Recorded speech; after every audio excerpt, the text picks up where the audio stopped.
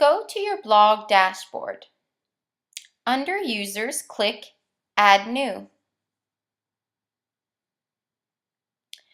You now have to pick a username for one of your students. I have purposefully picked Michael12 because I already know he exists as a user.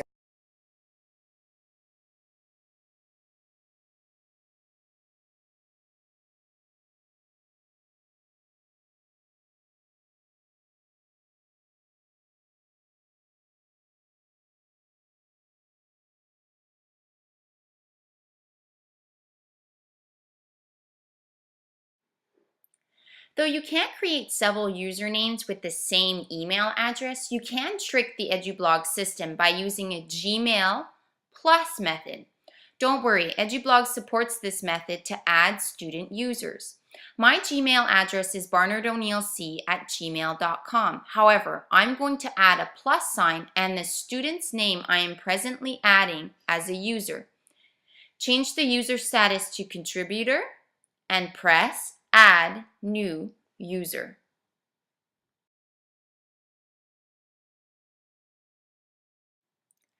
Now, as I mentioned earlier, I picked Michael12 because I knew that user already existed in the Edublogs system. If this happens to you, a red bar will appear at the top of the screen. If you don't want to change the number because you are following a class list, I suggest you add the first initial to the student's last name.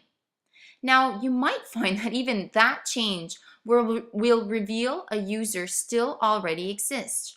Try adding the first two initials of their last name. However, I don't suggest you use the student's full name.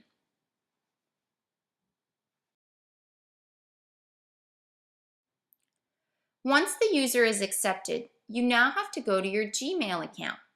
You will have received an email to confirm the student's registration. Click on the second link in the email.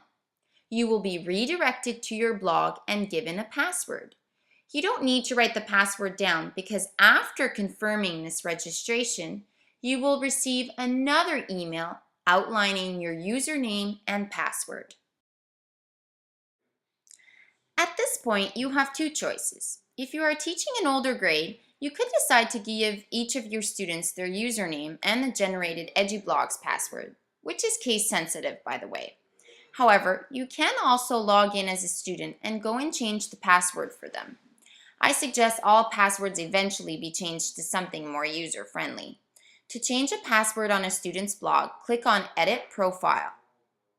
Down at the bottom of the page, you will see where one can change a password. If you log back in as yourself and go to Users, All Users, you will now see that Michael has been added to my class list of users. I'd like you to take a look at the sidebar as well.